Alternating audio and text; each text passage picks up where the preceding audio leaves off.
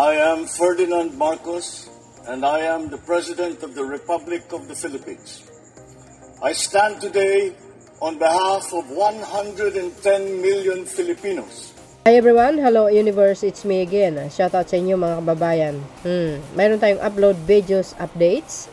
Ayan mga kababayan, siyempre kilala naman ninyo yan, si dating Senator Revilla mga kababayan. So dahil ito, nadadawit po ang pangalan niya sa flood control project. At ito po ay binanggit din ni dating DPW at USEC Bernardo dyan po sa Blue Ribbon Committee. Ay alam din po natin ito si dating Senador Revilla, nasangkot din ito sa PDAB ba, no? Nung panahon na yon at nakulong itong mga to, kasama niya dito si si Jingo Estrada, mga kababayan. So do you think guys, there's a possible na babalik siya sa kulungan? Abangan po natin yan. Bakit? Ano pong sinabi ni dating Senator Revilla? Humingi po siya ng dasal. Okay? Sabi dito, basahin natin, very short ito guys, no? But before ko babasahin, shout out sa mga Marcos loyalists, supporters, Filipino, and OFW. Shout out guys, and happy blessed Sunday everyone. Sabi dito mga kababayan, very short ito, okay? Please pray for me. Ayan.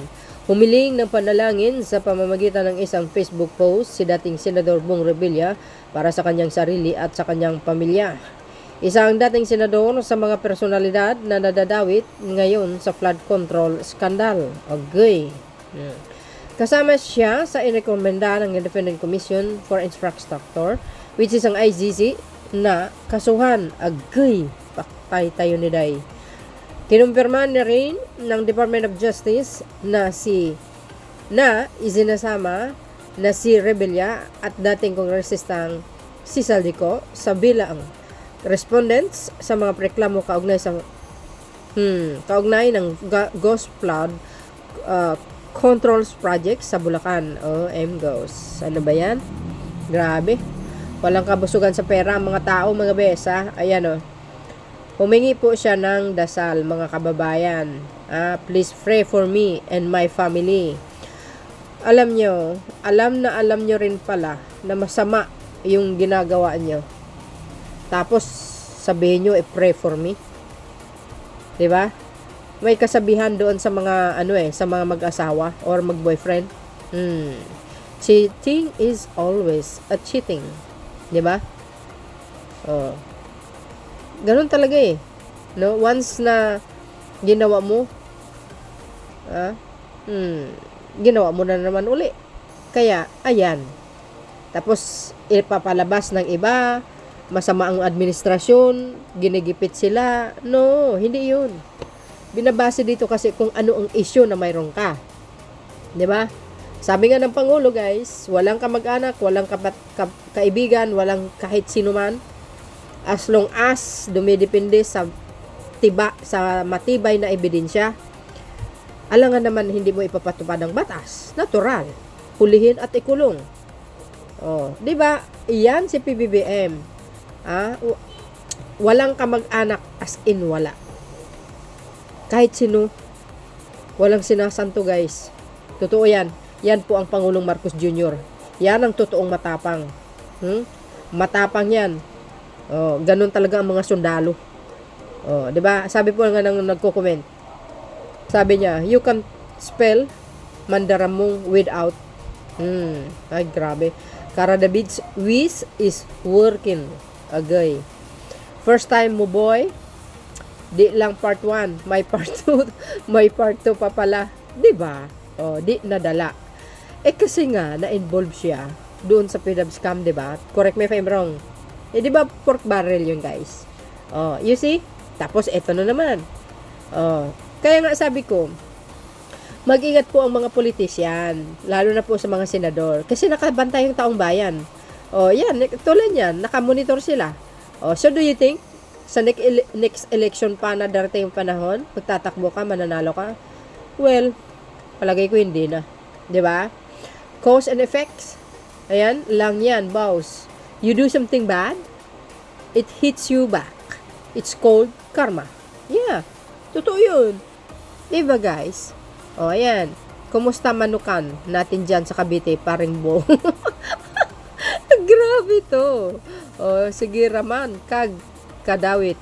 Sarge. Ay, nako. Ewan ko lang sa inyo. Nakaw pa more. Pray to the devils. Oh my goodness. Cap, no need. Just run. Just turn into either Panday or Captain Barbell. And you are good to go. Oh, walang kapangyarihan.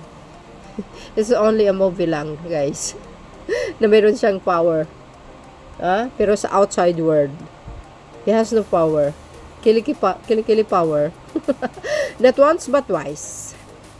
Eternal rest, a wrong prayer, my bad. Ay, nako. So, yun guys, ano po ang kapalagayan nyo? Ayan, humihingi si dating Senator Bong Revilla ng panalangin. Please pray for me and my family. Ay, nako. Mas maganda yung kontento ka kung anong mayroon ka. 'Di ba mga kababayan? Masaya ka at least wala kang nasagasaan na malaking tao or wala kang naargabyadong mga tao.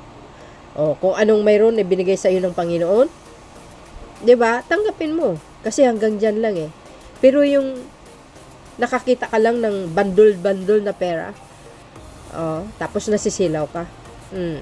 Na hindi mo alam na maaring mangyayari sa iyo, which is a consequence, 'di ba?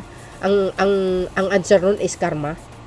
'Di ba? Bakit hindi nila iniisip 'yun bago nila ginagawa yung ganyang mga pagnanakaw? 'Di ba?